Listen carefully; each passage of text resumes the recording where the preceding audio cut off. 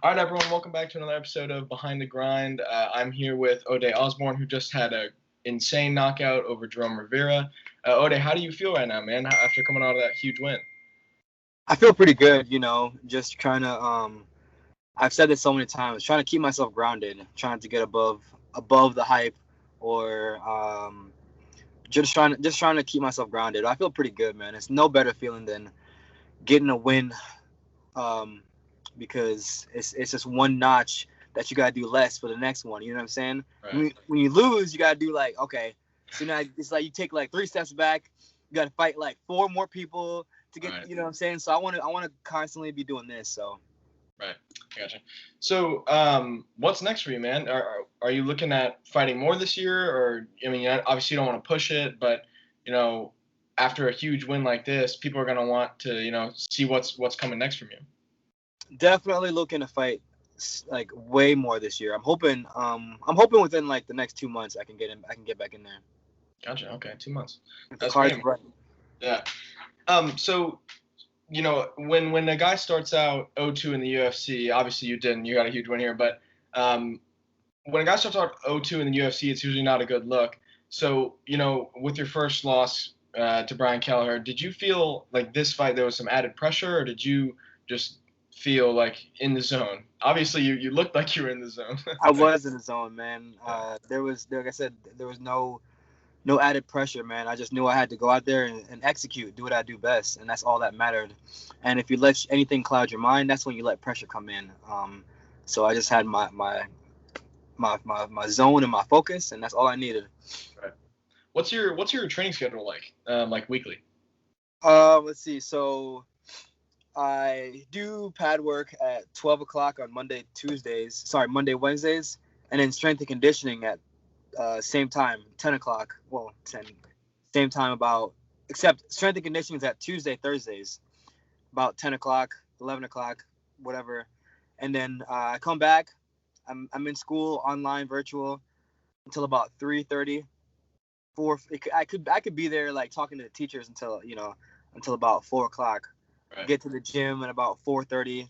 From 4:30 until about 7 o'clock, I'm at the gym, and then I'm home. So Gotcha. it's a long. It could be a long day, but it also could be very very rewarding. Right. Yeah, I feel like it's also good to have because not a lot of fighters, will go to college or any further education other than that. So I feel like that's a good thing that you're doing.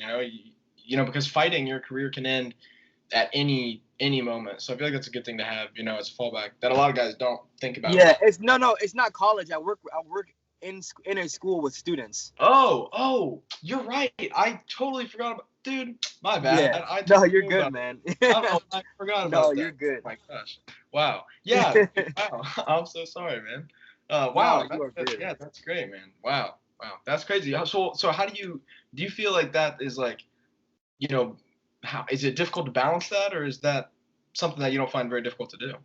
No, I think as humans, we can evolve very not, I shouldn't say easily, but we eventually evolve into making things habit and routine. So once something becomes a habit or a routine, then it becomes easy. Yeah, I got you. Dang, that's crazy. The teaching, man, that's awesome. Who else? There's someone else in the UFC that's a teacher. I know who you're talking about. You're talking about gosh, what's his name? I'm Is blanking it on. Frank? Is it Frank Mir? I don't remember. I don't know if it's Frank Mir. I don't know. Anyways, Because they tell me all the time. They're like, oh, Rich Franklin, I think is what it is. yeah, yeah. Yeah, man, that's great. Do you feel like teaching kind of puts a different mindset to you? Like, like you're now influencing like younger kids. Do you feel like that is kind of like one of your jobs as well, like influencing them? For sure, 100%. Actually, I'm an assistant, so I don't have as much pressure as a teacher actually does. But I definitely think I have a lot of influence with them, a ton of influence. When I'm helping them with stuff, when I'm talking to them, Right. I could tell that what I mean. Whatever I say to them, I have to be careful because whatever I say to them, they take, not with a grain of salt. They Right. take it at face value. Yeah. So, kind of getting back to your fighting career, your last fight was at 145, correct? Yeah. And then your first fight was at 35 with Kelleher. Do you want to stay at 45? No, I'm planning on going to 120 up to 25.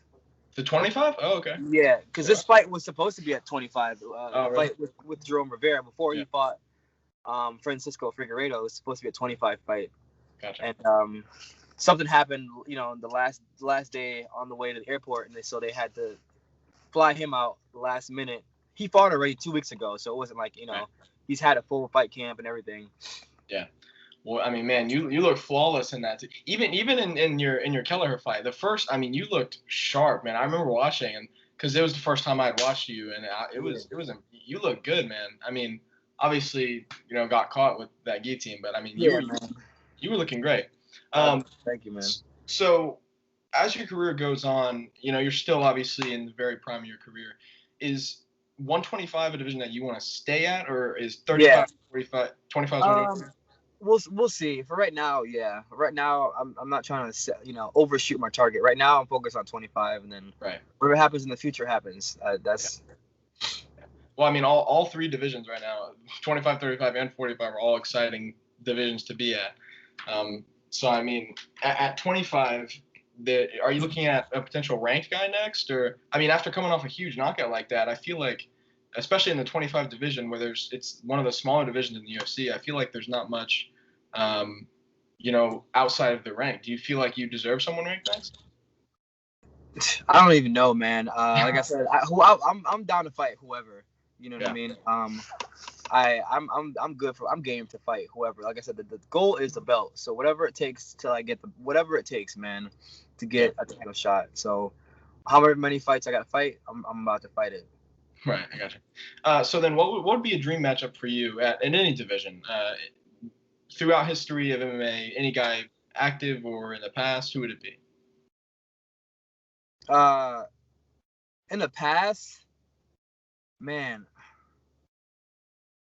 I don't even know, man. It would be there's so many. There's so many, man. I don't even know. I guess I don't think about I've never thought about dream matchups, Yeah. It's a tough. I just think about whoever the champ is, and that's who I want to fight. That's a great mindset to have, man. So you're still obviously in the very prime of your career. If you could go back in time and tell a younger Ode Osborne, what would you tell him, a younger Ode Osborne, at 21 or at the start of your fight career? Just stay the course, keep believing in God, and be patient. Gotcha, man. So if you could describe your fight style in one word, what would it be? Explosive. Explosive. Man, that's a good one. That's perfect. That's exactly what happened in your last fight, man. Yeah. Explosive. Yeah. Well, hey man, that's all the questions I got for you, brother. Your fight was incredible. We all wish you the best here.